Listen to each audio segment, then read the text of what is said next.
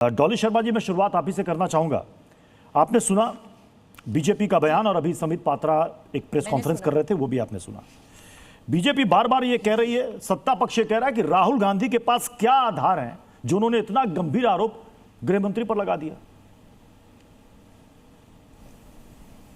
देखिए, सबसे पहली बात, और मुझे लगता है ये देश का हर व्यक्ति जानता होगा कि दिल्ली पुलिस किसके अंडर आती है, उसका प्रशासनिक नियंत्रण किसके हाथ में होता है।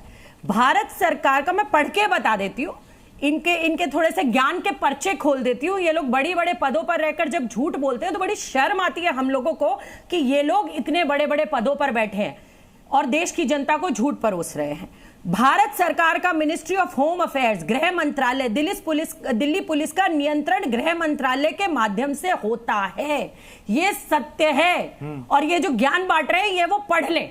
और राहुल गांधी जी ने सीधा कहा कि दो ही बातें हो सकती हैं, या तो गृह मंत्री ने आदेश दिया है, और अगर गृह मंत्री ने आदेश नहीं दिया है और जिस किसी ने भी आदेश दिया है तो गृह मंत्री इनकॉम्पिटेंट है। क्योंकि अगर गृह मंत्रालय को यह पता ही नहीं है और गृह मंत्री को पता ही नहीं है, देश के बच्चे पिट रहे हैं, उन पे लाठियां चल रही हैं, पैलेट गन चल रहे हैं, लड़कियों को गलत जगह डंडे मारे जा रहे हैं, तो उसका जिम्मेदार कौन है? बच्चे अस्पतालों में पड़े हैं, हड्डियां टूट गई हैं, आंखें चली गई हैं। ये झूठ कब तक बोलेंगे इस देश की जनता से? अच्छा, यहां संबित पात्रा जी की प्रेस कॉन्फ्रेंस आप दिखा रहे थे, तो संबित पात्रा जी ने कहा कि लड़कियों को कुछ नहीं किया। अच्छा ठीक है, ये सुन ले जरा।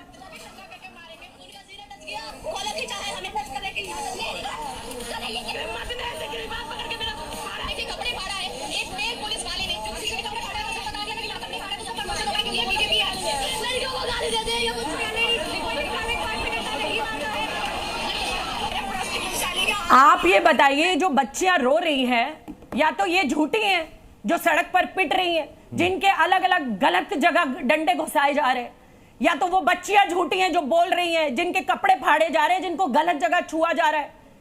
संबित पात्रा जी, बहुत बड़ी कुर्सी पर बैठे हैं आप, और आपको शर्म आनी चाहिए कि आप इतनी बड़ी कुर्सी पर बैठकर झूठ बोल रहे हैं। देश की जनता को आप बरगलाने की कोशिश कर रहे हैं। लेकिन आज हिंदुस्तान का युवा जाग चुका है, वो समझ चुका है कि उनके साथ किया क्या जा रहा है। अरे पहले ही आया था 2023 में तो ये बिल, आप जो संशोधन ला रहे हैं, जिस पर हम बात कर रहे हैं, आपने हर रूल उसमें ये बताया कि ये हो जाएगा तो ये होगा, ये हो जाएगा तो ये होगा। आपकी फास्ट ट्रैक कोर्ट की पहले ही दिन सुनवाई नहीं हुई, वकील ही नहीं प्रस्तुत हुए, तो आगे का क्या होगा जब पहले ही दिन उसमें ये हो चुका। अच्छा, दूसरी बात, हम ये कह रहे हैं आज आप 13 साल से सरकार में हैं, आप ऐसा क्या कानून लाएंगे? डॉक्टर ए के वाजपेयी जी करने से भी पहले कोई डरे।